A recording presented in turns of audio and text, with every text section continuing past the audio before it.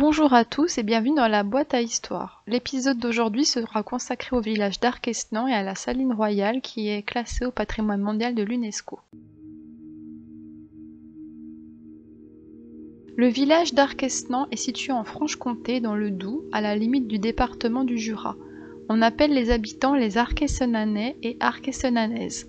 La commune compte aujourd'hui 1619 habitants et en comptait environ 1200 au moment de la construction de la fameuse saline à la fin du XVIIIe siècle. L'occupation humaine la plus lointaine que nous connaissons remonte au Néolithique qui marque le début de la sédentarisation et de l'agriculture. Ces populations occupaient alors les contreforts rocheux bordant la Loue.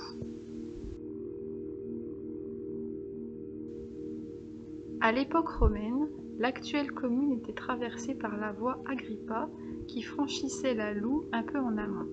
Dans Arquesnan à travers les âges, l'abbé Lédontal évoque l'origine très ancienne d'Arquesnan, les premiers signes d'une civilisation étant attestés par de nombreux vestiges.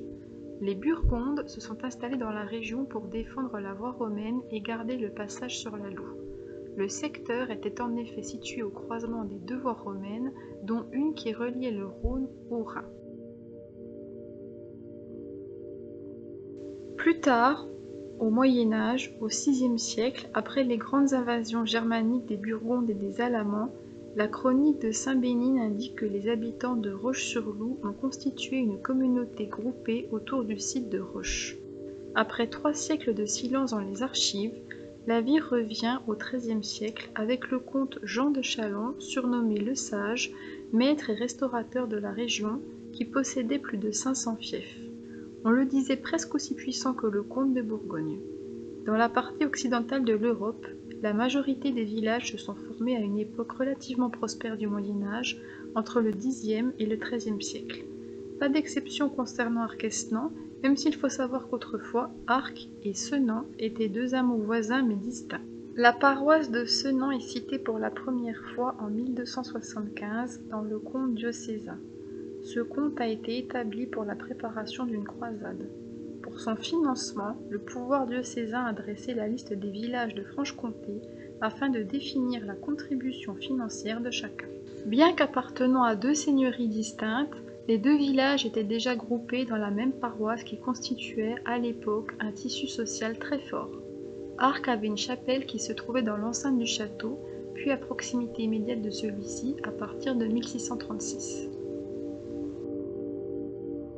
À l'époque moderne, Henri IV s'empare du secteur pour la première fois en 1595 lors de la guerre l'opposant à Philippe II, roi d'Espagne et comte de Bourgogne.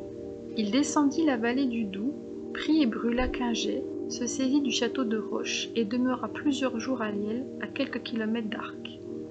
En 1636 commence la guerre de 10 ans.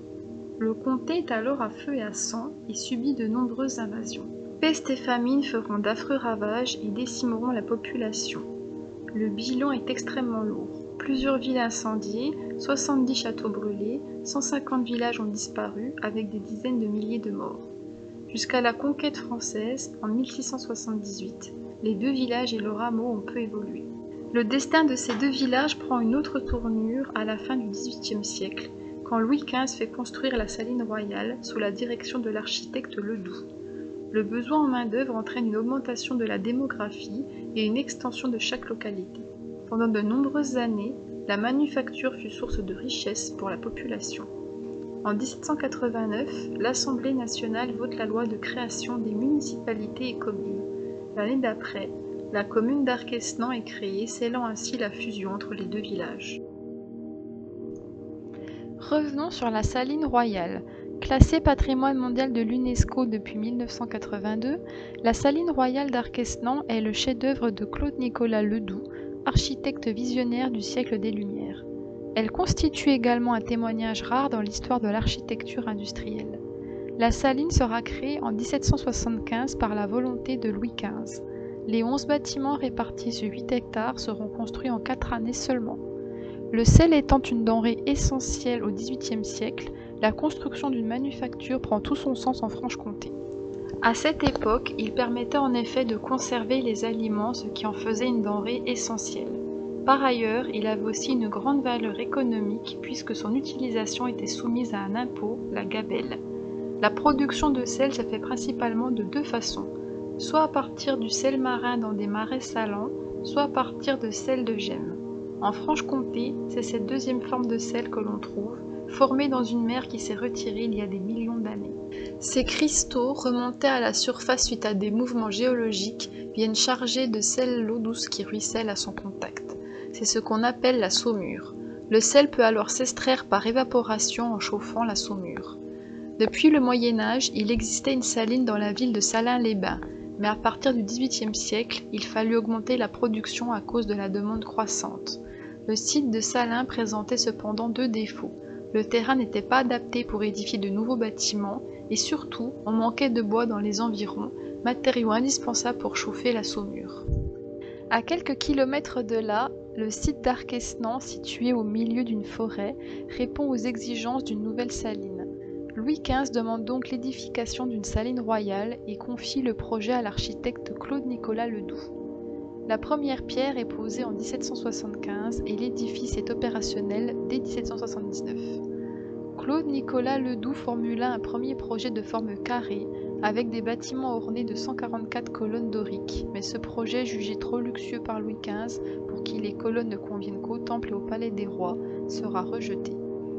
Ledoux imagina donc une seconde version en forme d'arc de cercle, à la fois par son aspect esthétique, la forme de la saline est pure comme celle que décrit le soleil dans sa course, mais aussi pour son aspect pratique. En effet, cette forme sans angle mort limite les risques de vol. Au centre de l'arc se trouve le bâtiment des gardes. C'est la seule porte de la saline qui permettait de contrôler les entrées et sorties pour prévenir les pillages. À l'intérieur et au centre, on retrouve la maison du directeur, ce qui permettait une meilleure surveillance des ouvriers. De chaque côté, on trouvait les bernes, c'est-à-dire l'usine à proprement parler. Les berniers où logeaient les ouvriers qui étaient hébergés sur place, la maréchalerie et les bâtiments administratifs. La saline était aussi dotée de lavoirs et d'un four à pain, ce qui permettait à une centaine de personnes de vivre dans l'enceinte de l'usine en totale autarcie. En 1895, victime de la révolution industrielle, la saline doit fermer ses portes. Le développement du chemin de fer permit en effet d'acheminer le sel en provenance des marais salants, moins coûteux à produire. La saline n'est alors plus compétitive. Abandonnée, pillée, puis endommagée par un incendie en 1918, le département du Doubs en a fait l'acquisition en 1927, la sauvant ainsi de la ruine. Pendant la Seconde Guerre mondiale, des troupes allemandes y séjournent et un camp d'internement des Tziganes y est installé par les autorités françaises entre 1941 et 1943. À la Libération, elle servira de camp de prisonniers de guerre allemand. Un gardien, le Père Blanc, s'occupe ensuite des lieux jusqu'en 1966.